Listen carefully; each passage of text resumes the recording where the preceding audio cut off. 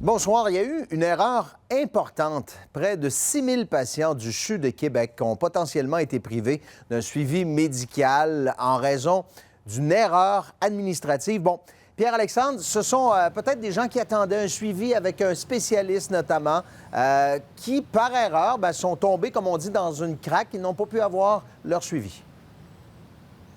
C'est exactement ça, Bruno. 5800 patients précisément qui pourraient avoir été effectivement privés de leur rendez-vous médical avec un médecin spécialiste pour un suivi ou encore d'un examen médical important. Des patients qui auraient consulté entre le 4 septembre et le 10 mai dernier, qui sont tombés dans les limbes, si vous voulez, du système informatique du CHU de Québec. On parle de patients de 3 cliniques externes. Bruno, je vous les nomme. Il y a la clinique en médecine interne, de l'endocrinologie et de l'ophtalmologie de l'enfant Jésus. Vous l'avez dit, c'est une manipulation humaine d'un employé qui aurait fait en sorte que les demandes de suivi des médecins après consultation n'aient pas été enregistrées dans le système informatique.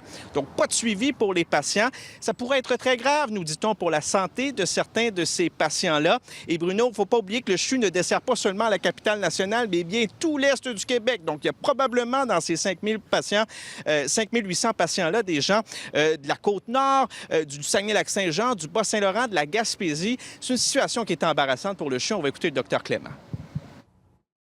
C'est très grave au point de vue de la confiance du public envers les établissements.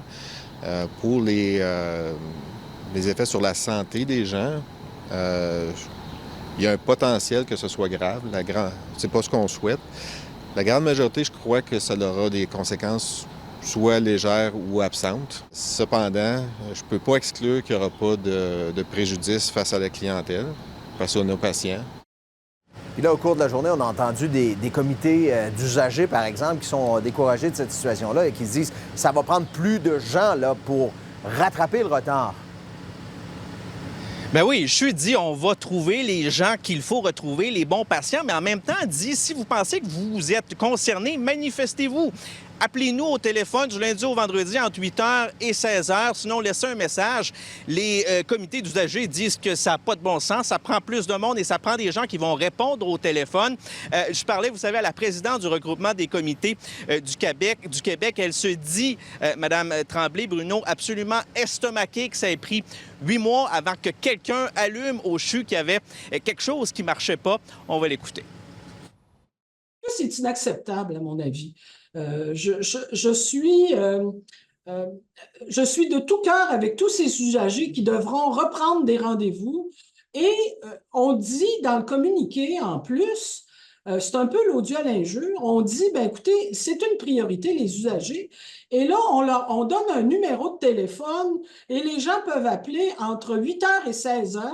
Et à part ça, bien, vous laisserez un message sur une boîte vocale, puis on va vous rappeler.